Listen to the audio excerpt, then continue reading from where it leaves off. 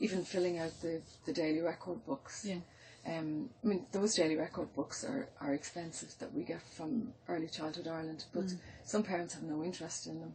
Some parents are really interested in them, and then it's the same. Some of the girls will just fill them in.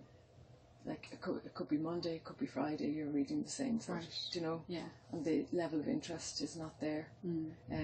Whereas some of the others will be a bit more creative about how they send the information home. Okay. Because it's that relationship where the information is going back and forward, that it can be very mundane or it can be quite interesting. Yeah. Because, to be honest, a lot of the days are the same, you know, and that's the nature of it.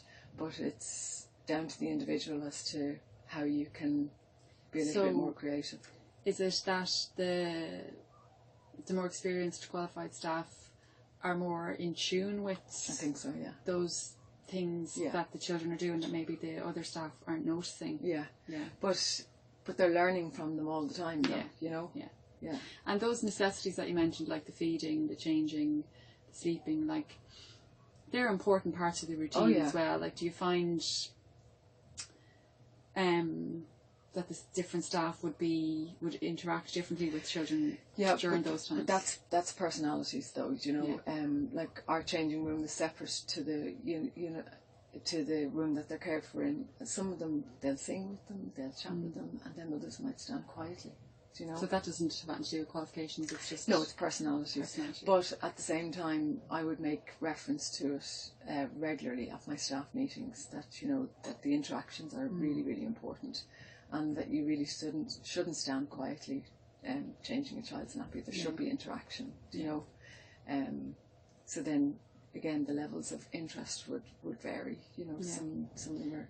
But what you're saying then is, like, staff comes to you, it takes about 6 months for them to settle in and do all those things that you're wanting them to do. So it is a process, and they do kind of get there in the end with the mentoring of... Yeah, and then you're hoping they won't leave, do you know? Like, if they get to a certain stage, and then they might leave, do you know?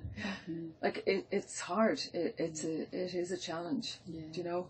And because it's all based on personalities, do you know?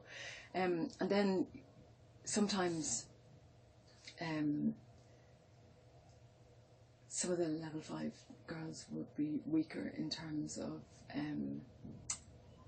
from an academic point of view, do you know? So they might be better at doing other things, you know, more kind of practical things. Like there's a lot of paperwork involved now, and you know, our observations, and they all have to be written up, and then you're planning, and you know, and then writing up the books that are going home every day. You know, so some people who might be less academic will literally just fill in what needs to be filled in, do you know? But they might be great on the ground, you know, down at the children's level. So, but it's just mixing those personalities to provide the best that you can, do you know? For the children and the families. And that's why I had to do that little bit of tweaking there. You're always you're never finished, you know. You're always watching, you're always you know, tweaking. Okay, so do you think that specific training, this is a new question, do you think that specific training or professional development is necessary for the 0 to 3 age group? So do they need something different in the training that they're getting versus the older age group?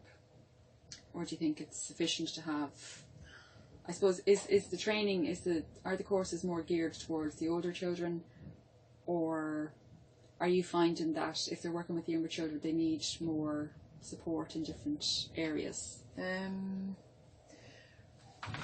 With the younger children, you need a lot more variety. Do you know, if you're going on a training course, say for arts and crafts or something for young children, you might get much more value out of that with the older children who are more capable of doing things for themselves. Because you know, you don't want to set up an activity that's adult led. I mean, it's all about the children. So with the younger ones, you just need a whole lot more variety because nothing lasts very long. Yeah. Do you know? But I do think that continuous professional development is very, very important. Okay. Because some people can get lazy, do you know, and you think, oh, I know it now, and this is it. But things are changing all the time, so and what kind of change. CPD then would your staff do? Do you mean like the more upskilling, doing, say, going from the level 5 to the level 6 to level 8, or do you mean like the 2-3 hour Early Childhood Ireland workshops? You know, I think the workshops are really beneficial. You know, even to come up with ideas for your curriculum. I mean, I know we're basing it on the children's emergent interests, but even to come up with, because it can get very stale, you know, sometimes, you know, where you're using the same ideas year after year, or the same arts and crafts work year after year for, you know, for Christmas or Valentine's. So it's just to be a little bit more creative, and then to make your environment like a print-rich environment, whereas, you know, parents like to see what's going on, as in they love to see the artwork, they love to see the photographs, and other than that, parents are just dropping off and picking up in the evening, whereas they don't get a really good feel for what the children have been doing during the day. So it's to be creative in how you communicate that to parents, and I suppose to learn different ways of communicating it, you know. Yeah. So specifically for the under 3s then, do you think that they need anything specific to the needs of the under 3s? Like their developmental needs, like you're saying earlier that the higher qualified staff understand developmental needs a bit more of the 2 to 3 years. Do you think that they're getting that from college? Do you think the level 5s and 6s are getting that from college? That understanding that a child who's 1 or 2 is very different from a child who's 4, and their needs are going to be, you need to be flexible.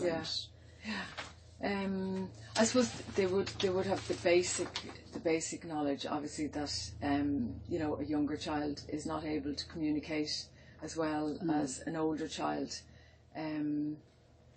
but you see, I would always say, you know, that each child needs to be respected as an individual, and their personalities are different and they'll react differently, and that you should never undermine, you know, a child's self-esteem, you know, and I suppose I can only speak from the staff that I have. They would realise that children are all different, and you know, they come from different backgrounds, and you'll often find the apple doesn't fall very far from the tree, you know, and a child can often behave in the same way as a parent, you know. It's quite apparent, actually. It's really funny. It really is. But no, they would all have that basic knowledge, you know, that the younger children are going to be more needful than the older ones. Grant. So have any of your staff complete training in infant mental health or the needs of young children? So have they done any CPD on like specific needs of the young children? Do you find that that's something that's offered out there? No. Or infant mental health, that's really, it's kind of coming to the fore now in a lot of training that's been offered. It just means like infant well-being, really, but is it something that you've noticed out there? No. Okay. It's quite interesting, actually, because like it starts obviously from a very young age. We'd often find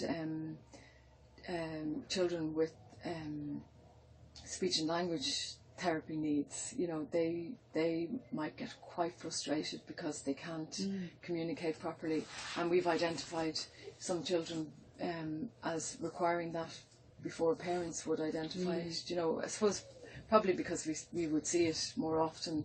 You're professionals as well.